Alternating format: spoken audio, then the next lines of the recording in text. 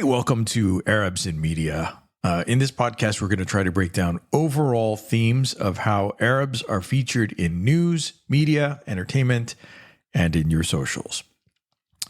I'm your host, Hazem Jamal. We are going to do some speed dating in just a couple of minutes, introductions. Please Substack subscribe. Is that a verb? Can we use Substack as a verb now? Substack me, baby. Please subscribe to our Substack, Arabs in Media. And why? Because we have links to a lot of background and articles and a little bit more discourse in there. It's interactive. You can engage with me directly on the Arabs in Media Substack. Today, our Arab analysis is why we are losing our minds over campus protests. That's in just a moment. May is AAPI month, which is Asian American Pacific Islander Heritage Month. And it is also Jewish American Heritage Month. So congratulations to those communities for their accomplishments and contributions to our communities. This also comes on the heels of Arab American Heritage Month, which was in April last month. Unfortunately, however, for Arab Americans, all we got was a pat on the back for our contributions to society and billions of dollars spent on bombs sent overseas to kill us. I don't recommend getting April as your recognition month if you have any choice in the matter and they give you options. But here we are in May, and very sadly, things are still horrible in Gaza, in Rafah specifically. All eyes on Rafah. There is forced starvation still happening, bombing, killing with impunity, and it's bad. We had a glimmer of hope, progress going in the right direction, where President Biden put a pause to a bomb shipment headed for Rafah. And apparently he forgot about that. His memory loss is real because just a few days later, he approved $1 billion in new arms sales. Sometimes sounds are a little bit more intense than images. So just a word of caution before you hear this. This is audio from the Nusayrat refugee camp in central Gaza, scene of some pretty awful images earlier last week.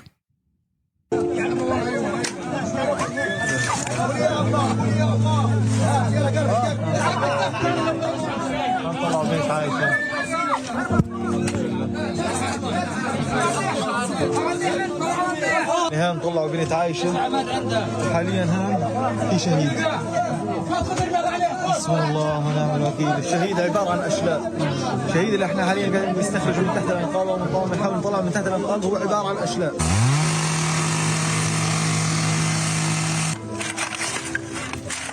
So it doesn't need translation really, but what you heard were attempts to pull limbs and bodies of children out of a residence building that was bombed. Anyway, this is an everyday occurrence, which you won't get on the old media platforms. They're busy tumbling over themselves trying to cover one of the many Trump trials, and maybe they were hoping for that to be our distraction, which feels so 4 years ago. Also happening right now, a new social media movement has gotten momentum this past week. Blockout 2024 is the name. It encourages you to block celebrities who have been silent on Gaza. It's seemingly picked up more steam when videos were juxtaposed of the Met Gala and celebrities kind of parading around in their outlandish outfits up against videos of Rafah getting bombed at the very same time that the Met Gala was happening. So that was pleasant. In just a second, we're going to have our Arab analysis, why we are losing our minds over the campus protests. And if you're a new listener, a little bit about my background and my motivation for doing this. Honestly, my name is Hazem Jamal. I spent years in radio, in corporate media, behind the scenes for most of that time. So I got to see things from the inside, but also I'm an Arab American. And I think when you work for any corporation, you learn how to play it safe when it comes to your social media. And, frankly, I just had fears of getting canceled just talking about this. It just seems like a huge disconnect from other values that I share with so many other people. But to talk about this was, it was like a third rail to talk about the Middle East when it came to Palestine or Palestinians and Israel. Having a little bit more insight of being on the inside of the ideas of media training, of narratives, shaping the conversation, I thought that maybe I can do just a little bit more shedding light on some of these things as they affect Arab Americans or humanity, try to do good instead of evil, and frankly, to try to find some hope in really dark times, not just for Palestinians, but I think for humanity, and to kind of confront this reckoning of our values, our foreign policy, our structure in the West, our responsibilities, and we'll see where this goes. So again, join me on Substack for a free subscription to kind of keep in touch and let me know what kind of things you want to hear about. And let's go. So again, this episode is talking about why we are losing our minds over campus protests. Maybe you are not losing your minds, but you might be frustrated by the tilt of coverage when you do see it. There have been over 553 protests since mid-April. Full disclosure, I have attended a few protests in my day. Most recently, this past December of 2023 for a ceasefire to stop the genocide, one that was organized by Palestinian students and members of the community. The Substack I referred to, Arabs in Media, it has a link to a Guardian article and analysis of the protests. Mathematically, from a data perspective, they were vastly peaceful. They, of course, have led to a lot of mass agitation and conflict with administrations and police, and over 2,000 arrests. And of course, there have been schools that have not had this, and it's been completely chill.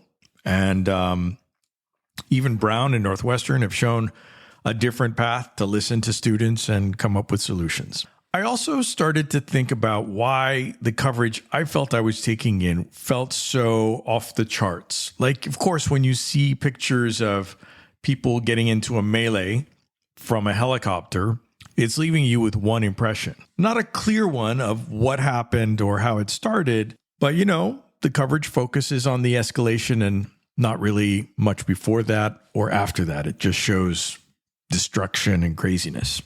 And then I thought about what the media responsibility would be to show a little bit of context or to go inside to an encampment or to talk to people who are marching and get a little bit more variety of messaging from inside, to ask people, why are you here? What is your motivation? What is it that you want?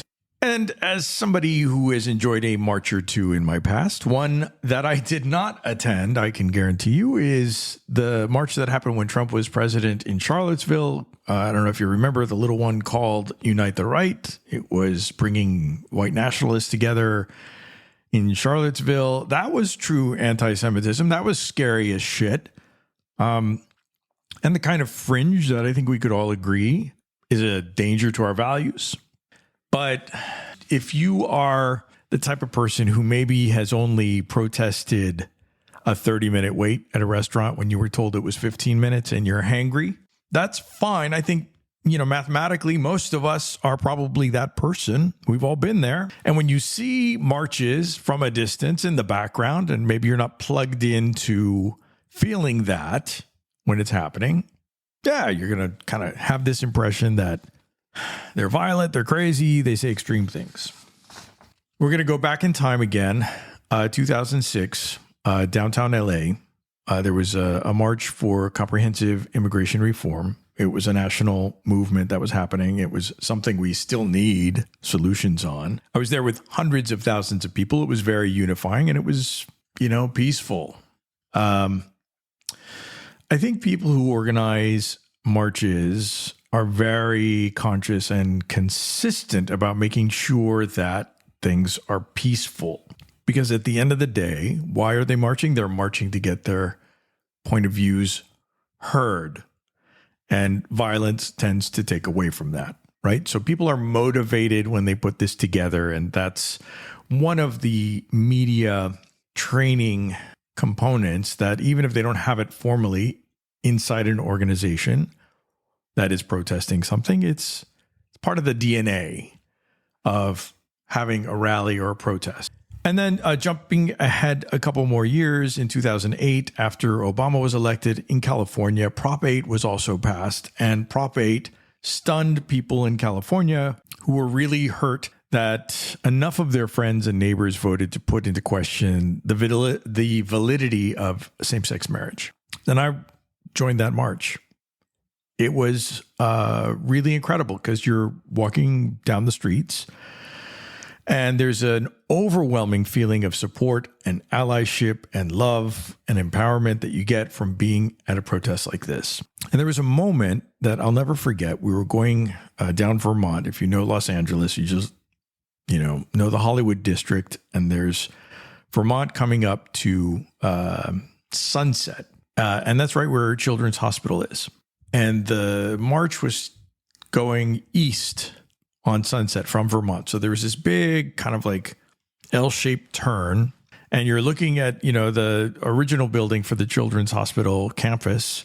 It's like 4 or 5 stories right in the corner there. And in the corner, windows on each story, we saw people cheering us on. They were patients in wheelchairs and parents and doctors and nurses and employees. And it made the hair on my arm stand up, because here was all this disinformation in ads leading up to the Prop 8 voter initiative that basically demonized an entire community that only wanted equal protection under the law for their own unions, their own families. And here were other families looking down to the street, cheering us on from Children's effing Hospital. So, talk about countering a narrative.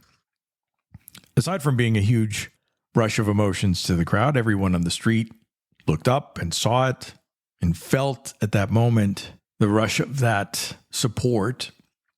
And personally, I felt that that was a turning point, not only because it was countering the narrative. And we know, one of the guilty parties in this is cable news. If you are watching any breaking news story, you might get breaking news facts from certain sources.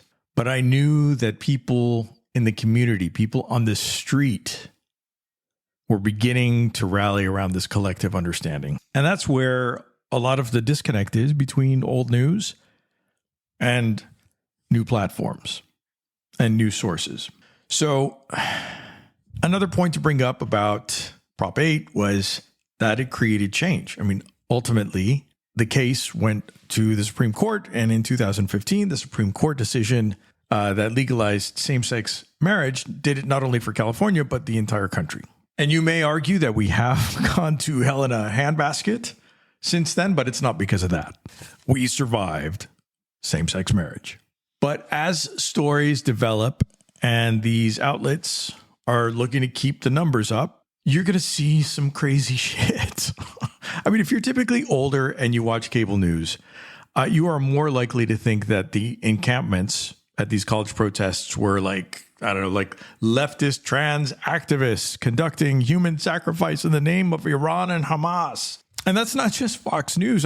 Let's be honest. MSNBC, CNN, they all have these ridiculous moments, including this one with, I hate to say this. It just really pains me to bring this up because I think, she obviously has taken a lot of unfair heat over the years.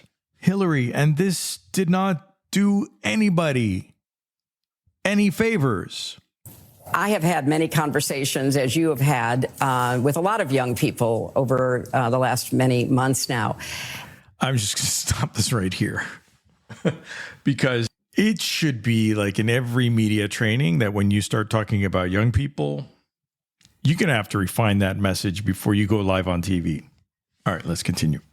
And you're right. They don't know very much at all about the history of the Middle East or. Do you see where this is going?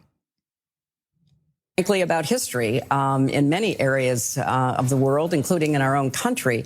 But So, I mean, I'm just going to state the obvious. If you want somebody to come to your side in an argument or a debate or discussion about something, it's generally not a good idea to tell somebody they're stupid as the precept of your argument. You don't know squat is not going to get me to your side.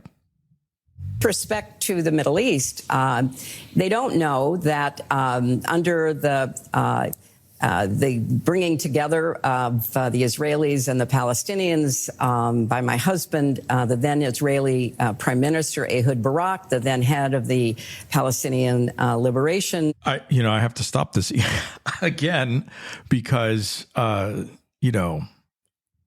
you can Exhibit A of bad syntax is me talking sometimes, but Exhibit B, I mean. Should I go through the rest of this? I mean, it started off with a lot of young people don't know very much at all about the history of the Middle East or, frankly, about history. Hillary Clinton went on The View a few weeks after October 7th and created a narrative, and it got picked apart on social media. Like, when you tell people it's too complicated, many people are going to take you up on that. And they're going to say, well, hang on a minute. Let me do homework. Let me read some books.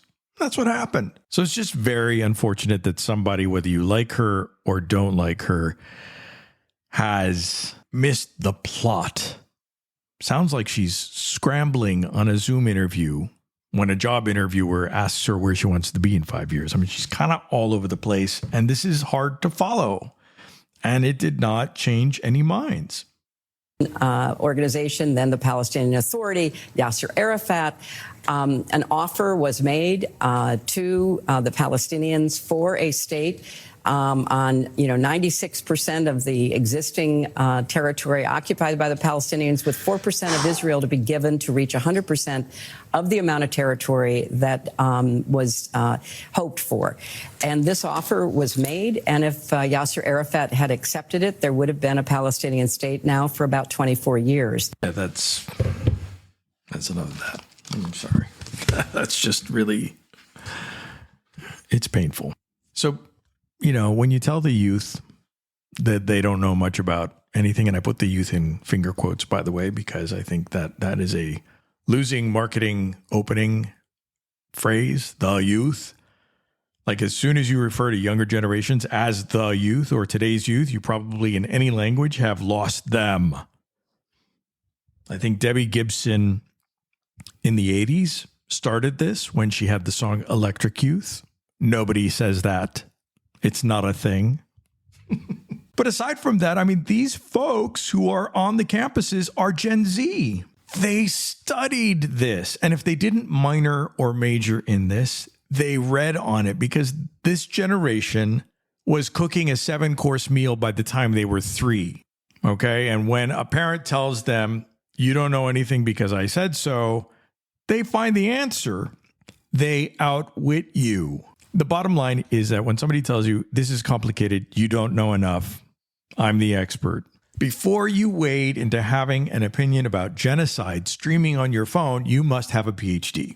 It doesn't fly. And this is totally 100% on the media. Because as human beings, we are conditioned to look for or hear headlines. And when you hear a generic term like violence broke out or mass arrests happened, we don't have the time or the energy, unless we're obsessed with the topic, to do a deep dive into what happened. And I'm sorry I used the word deep dive.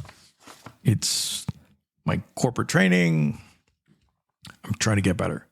But ultimately, we're looking for who was right, or we look to a source that we trust or know, point out the bad guy. So the bottom line is that when somebody tells you that it's complicated or that you're too dumb to understand something, I'm here to tell you that you're not. You don't have to have a PhD in Middle Eastern studies to see something like this or hear something like this and understand what's going on. This is a short clip. I'm going to translate the essence of it next. This is a man on the shoreline in Gaza as aid parachutes are coming down into the water and kids are scrambling, getting wet, freezing cold trying to get food and water to take home. And he asks them how they're doing. ايش بتتمنى؟ أتمنى نموت. نزلت بالمية أنت؟ اه ليش نزلت بالمية؟ عشان أجيب أكل وشرب. ايش بتتمنى؟ أتمنى نموت. ليش؟ نموت. ليش؟ كان ما عندنا شكل ولا شغل. أنا زهقان من الحياة عشان حام. All right, so I'm going to put the full clip. It's in the Substack if you want to see it, the link to it. Essentially, the man is asking this first kid in the video who is scavenging for food and water, what do you wish for? And the kid says, I wish we would die.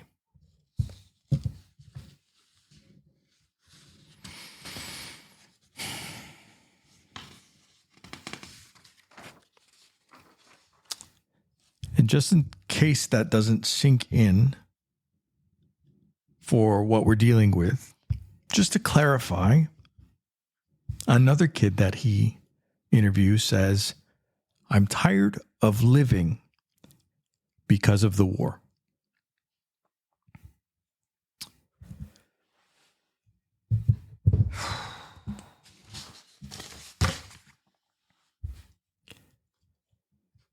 Okay. Let's break this all down. This is my sincerely held belief on why people are losing their shit on the campus protests. And that is because it is working. Again, I know I'm plugging the Substack, but there's a lot more in-depth conversation there. And this really fantastic article, and props to The Guardian for having this nuanced approach. They interviewed Jewish students from the scenes of protests to give their view, and it's worth a read because it's not sensational. They have really interesting takes on the good and the bad and the flaws in what's going on, and people who have a vested interest in creating and impacting change owe it to themselves to read the opinions because they're not hype, they're real.